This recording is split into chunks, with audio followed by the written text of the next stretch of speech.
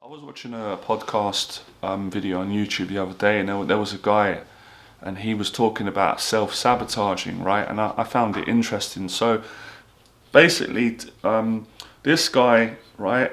It's a bit controversial, which channel, but he interviews a lot of drug addicts that are living on the streets of I think it's Los Angeles, Skid Row. So it's and he interviews different people, right? And it's quite fascinating, and it's raising awareness on the things that people go through and why people are addicted. It's quite complex. But one of the things he touched on a separate interview where he was being interviewed, which I found fascinating, and it's something that I knew and I spoke about years ago, and then I forgot about it, and I thought I'd speak out on this channel, that he didn't really have a solution, and probably I don't as well, because it's complicated, right? He was saying, why is it that as people, and not just people that are drug addicts, right? All of us, right? And when I say that, I mean that respectfully, right? I don't want any of you to take that out of context. I don't, devalue a person because they're a drug addict. That's I just hope that didn't come out that way. I wouldn't do that. I've had personal friends that have really suffered due to drug addiction. So if you're watching this and you've been through that, I didn't mean that in any like judgmental way or anything, right? It can happen to anyone. I could have become a drug addict. I grew up in an area full of drugs, right? Thankfully I didn't, but it could have easily have happened to me. I've got a very addictive personality as well, and I've spoken a lot about addiction, right? So so he was saying, why is it that a person would just self-destruct, just destroy their life, or when opportunities come in their life which are good? And he gave different examples which I like. For example, he said, and I've seen this in myself, and you probably would have seen this in yourself, if you want to see it, like you meet a great person, you'll meet a really good person, and that person would make a great partner for life, or a girlfriend, or for women that are watching this, a boyfriend. They come into your life and you do become aware that they're a good person, but there's a mechanism that we all have in us, and I have it as well. I recognise it. Excuse me. Well, sorry, a bit blocked. There's a mechanism where I want to stop it. I want to sabotage it. And you would ask yourself, what person in their right mind would want to ruin something that's good, would want to reject success. But when you really start understanding, I suppose, the human condition, and I understand it. I don't understand all of it, but I understand a lot of it. I worked for people for many years, right? And did loads of this inner work and all this kind of stuff. But I've been around it, right? You may be able to tell, but I'm a bit crazy. But when you understand the fears that are behind that, the fear of success, the fear of not feeling like you're good enough, the fear that you think you don't deserve to have success in your life because you've grown up, things have gone wrong. And it was true in all regards what he said. Like, we don't know the full origin of where it comes from, but a lot of this comes from obviously things that have gone wrong in our childhood, which happen at some point to everyone, right? Bullying, trauma, criticism, and like I said, I still think there's other aspects that we don't know about. There's so much subconscious that it's so hard to even when I do these videos, I'm aware that I don't want to come from an attitude like, oh, I understand the human condition. Look at me, I don't. I only understand certain bits of it. I think no one really does, if they're being honest. Even top psychologists, they don't fully understand it. I watch documentaries where they're trying to understand why serial killers go out and do terrible things and things, and they don't fully understand. Because if they did fully understand, why wouldn't they have a cure? Why wouldn't no one would be self-sabotaging, right? So we understand to a certain extent, and that counts for a lot. But what I'm saying is, it's almost like someone saying, well, I understand insecurities in human beings and I can totally fix them, and I'm not going to believe that by any means. So it was just interesting him talking about this and saying that, you know, there's all these different reasons, like you might feel that you don't deserve it, or you're scared of success, you know, you're intimidated by it, you're scared of a change in your life, you're scared of taking on responsibility in case you mess it up. And I know for me, I went through all these feelings, you know, when I first became successful in what I did with teaching and coaching and building a business and getting a girlfriend and getting over a lot of my social fears. And I remember at the time I tried to express it to people and they didn't get it. When I look back now, which is fine, I think they did get it, but what it was is it made them uncomfortable about having to be honest about their insecurities. And when I'd say things to people like, you know, I am confident and I know I can succeed at this, but I'm really frightened. I'm really frightened of making money. I'm really frightened of being a successful person. I'm very, very frightened of, you know, being somewhat famous, or I'm frightened of, you know, succeeding in my life. It really frightens me. And they'd be like, why? But why? And it's like, well, because it's frightening for many reasons, you know, especially when you've grown up feeling like you're not necessarily that you're not, like you're worthless. Because I don't think I ever felt like that growing up. Some people do, right? I don't think I ever felt worthless, which I'm grateful for. I have a loving family, but I definitely, you know, grew up feeling like I wasn't good enough to achieve certain things. That's most accurate way I could describe it.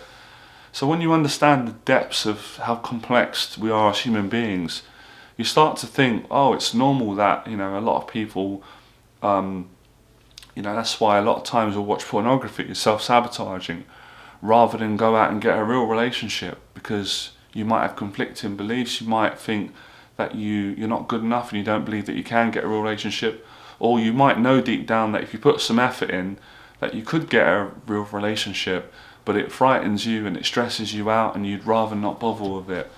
So, you know, the self-destruct, the self-sabotaging, everyone's got it. You know, that's what I said earlier.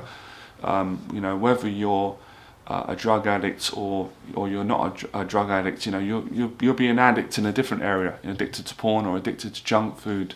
So we're all human. Like, whatever walk of life you're from, whatever you do, whether you're a boxer or a singer, or you work 9 to 5, or you don't work, or you're homeless, we all have that in common, that we're all human, and we all have the same fears, same insecurities, and we all have that mechanism. And of course, some people have got it more extreme than others.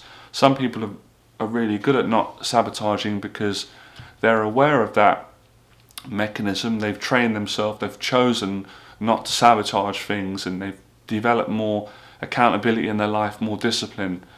But it's quite interesting when I watch this show and he's interviewing people that are addicted to drugs and on the street. Some of them have had great starts in life. Well, actually, that's not true, so I didn't say that. Most of them have had terrible things happen in their childhood. But some of them have come from like privileged homes, and things have happened which have led to that, which have caused them to be in pain, and then obviously go to the drugs. So hearing them speak, they're you know, it's not like people are stupid. They're highly intelligent. They're aware of their negativities and the fact that they're doing things that are not good, but they still can't seem to stop it. And another thing he mentioned, the guy who does these interviews these people, which I agree on, which is true. I found it through teaching and my own life experience. It's not easy to change habits. You don't just get, like he was saying, that in rehab people don't just get clean in one day. It doesn't work like that. And I found the same common distinction with, you know, building someone's confidence when I was doing a lot of confidence coaching. It took time. You know, you help someone, they'll improve their life.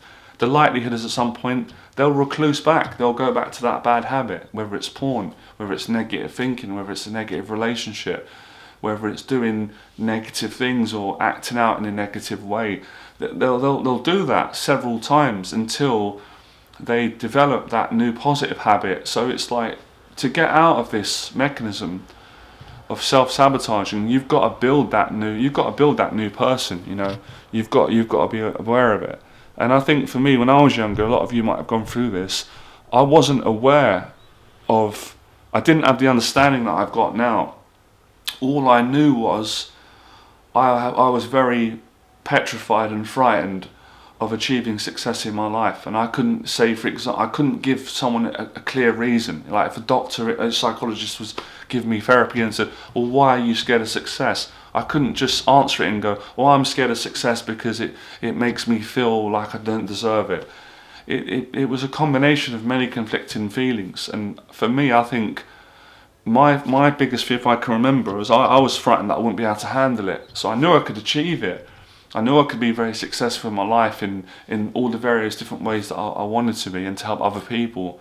But I wasn't quite confident, and I didn't feel good about whether I could handle it or not. And maybe that's because I've grown up seeing celebrities get slandered in the media, and seeing things that fall apart in their lives, and that might have unconsciously affected me. That's just, I'm not 100% on that, like I said.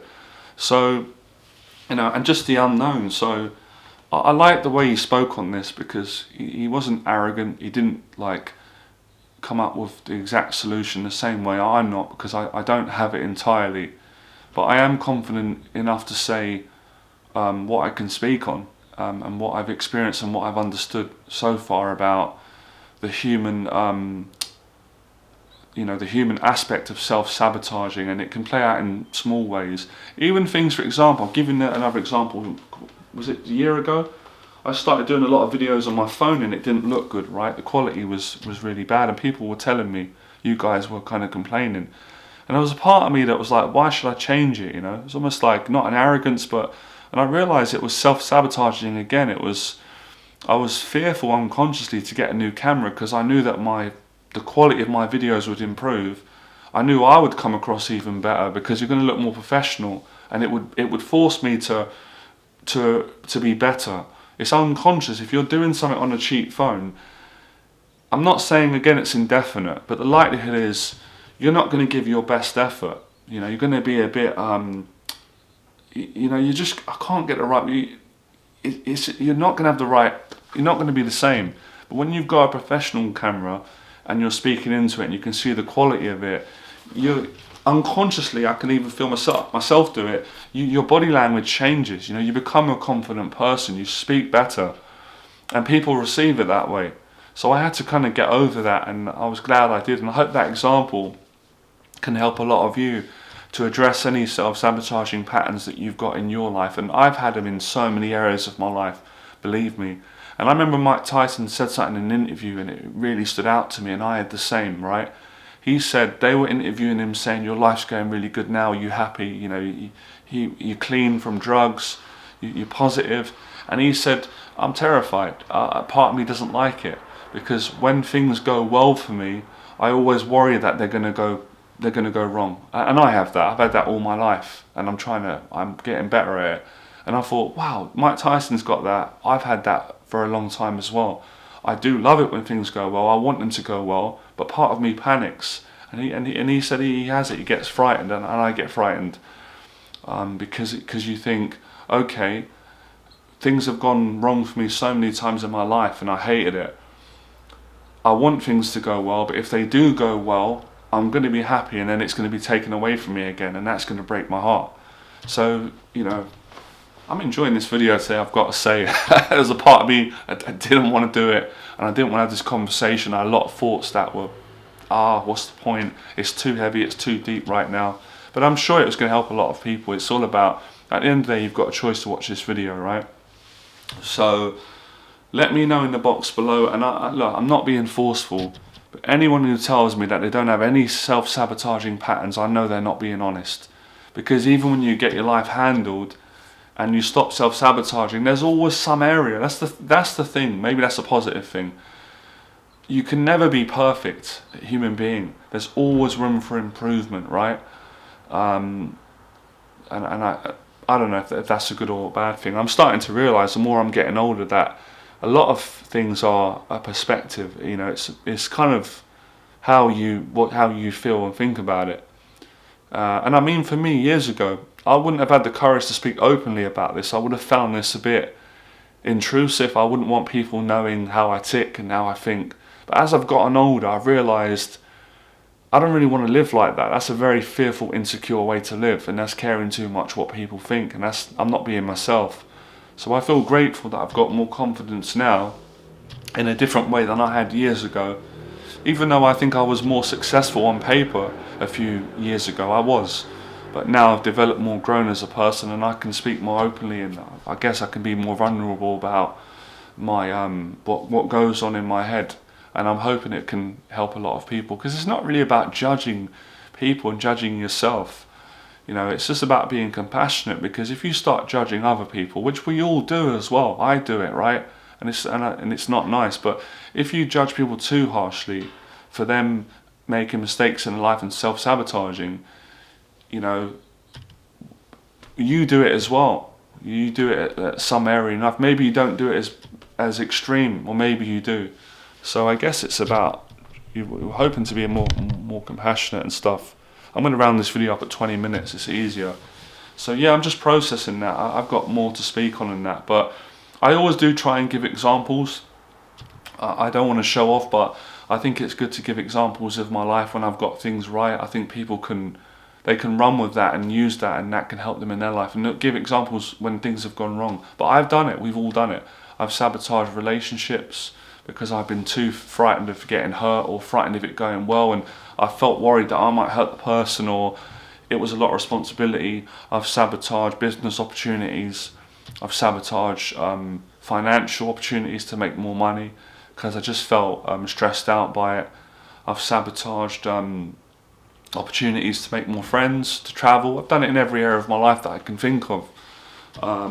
So I think awareness is really important, you know, and having the courage to admit, because there's one thing being aware of your insecurities, but to have the bottle, which is why I respect you. Do you know what? The more I do these videos, the more I appreciate and respect other people that do these videos, because it's not easy to be dishonest. I'm telling you, when you set the camera up, you kind of got this romantic idea that, yeah, I'm going to do a video on YouTube and I'm going to inspire people and I'm going to be open about how I feel and what's really going on. But when you actually get in front of the camera and start talking, it is scary, it is uncomfortable. It is like sitting in the principal's office or headmaster when you're worried about getting in trouble. It's just a feeling of confrontation. I can feel it in me now, a slight bit of unease. But you know, you can't be better in life and grow. Sorry, my back's aching a bit if you don't go through this. So yeah, it is part of the human condition. And it does feel good to talk about this, because, you know, keeping these things inside, for a lot of us, I know for me, I'm speaking for myself as well, it kills your spirit. It really does, not being able to get this out. And one of the things I've realised is, a lot of the times, we don't need a person to respond, even though everyone's going to do that. It's just human nature to always have an opinion. You know, you guys are going to have all your opinions, girls, about what I've said today, whether it's good or you like it, you don't like me or you do like me. But at the end of the day, a lot of the time, I think some of the best therapy or confidence encouragement is where you just listen to a person and you just try not to judge that person, and you just make space and just listen, and if they want some advice from you, they'll ask. So that's what I'm trying to encourage today. I'm not telling people stop sabotaging or you this or you that. It's just putting the video out and giving people the choice to make their own choices if they want to improve. And I did have a suspicion that I would start doing more of these videos again. It just felt, it's kind of seasonal. When I feel it's the right time and I feel comfortable with it, or sometimes I don't, I'll make the videos. But yeah, I found that really interesting. I was grateful that he did that. He inspired me to do this video. Yeah, and it does make sense. You know, I'm going to end on this. It is quite hurtful and heartbreaking when you do realise insecurities that you have, and you're able to process and to see how they have affected your life in a negative way for a long time or in periods. It does hurt at the start. It really does. But if you're brave enough, if you want to improve these things, right? I'm talking out loud. It's like I'm doing myself a teaching lesson. If you want to improve these things, it's necessary, and then it feels good after when you address it. And I think that's that's a big, I think what I'm trying to speak on is, that's kind of like there's a real principle for life on that. That, that's why they say if the truth hurts, but the truth will set you free. And it is like that with this type of body of work. I call it confidence work, right? Some of you might call it therapy. I'm not a therapist, as I said, but I can share my life experience from living. That's the best thing you can do, right? Better than reading out of a book, a textbook. Actually live it, breathe it, and process it, and then actually go and do it physically. But yeah, when you make the changes, you do feel good after, especially when you're aware of a negative pattern that you've got and you change it, and you do the positive, if that makes sense, and you overcome it or better manage it. So yeah, awareness on self-sabotaging mechanisms and how they play out in all of our lives in different ways, in our diet, our finances, our relationships, our health, our creative life, our social life, our family relationships, our business relationships, our careers, our education, our day-to-day living. I'll end on that note. Become fearless.